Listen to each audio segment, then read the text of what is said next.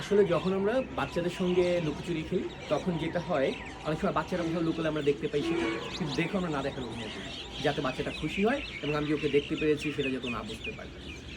বাংলাদেশের রাজনীতি এরকমই একটা লুকোচুরি খেলা চলছে। আমরা দেখলাম জুলাইয়ের যে আন্দোলন, সেই আন্দোলনে হাসনাত, সার্জিস, আসিফ যারাই ছিল সবাই সমন্বয়ক, সবাই একসঙ্গে আন্দোলন করলো।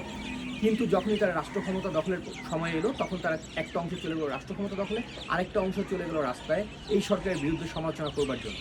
এবং হাসনাত এবং সার্জিসকে আমরা প্রতিনিয়ত দেখছি এই সরকার বিভিন্ন ইস্যু নিয়ে কথা বলছে, বিভিন্ন বিষয় নিয়ে খুব মানে একদম যুদ্ধাঙ্গীভাবে তারা সরকার পতন দাবি করতেছে। পুরো ব্যাপারটাই আসলে সে শিশুতোষ একটা খেলা। -2 ফর্মুলায় যেহেতু ওরা বাস্তবায়ন করবার চেষ্টা করছে, সেই জায়গা থেকে তারা এখন বাংলাদেশে কোনো বিরোধী দল বলে কাউকে রাখেনি। বাংলাদেশে ইউনূস সরকারের বিরুদ্ধে কথা বলবার মতো কেউ নেই। সেই জায়গা থেকে বহির্বিশ্বকে এবং বাংলাদেশের মানুষকে দেখাবার জন্য বিরোধী দলের চরিত্রে মূলত তারাই অভিনয় করছে, তাদেরই একটা অংশকে দাঁড় করিয়ে দিয়েছে বিরোধী দলের চরিত্রে।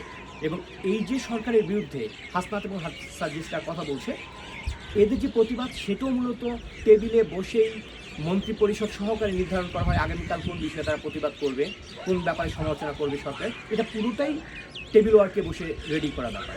এখানে কোথাও বিরোধী দল নেই বাংলাদেশের কোনো জায়গায়। এটা শুধুমাত্র একটা আই ওয়াশ যে এদেশে কেউ এই সরকারের বিরুদ্ধে কথা বলছে। সবাইকে ধন্যবাদ।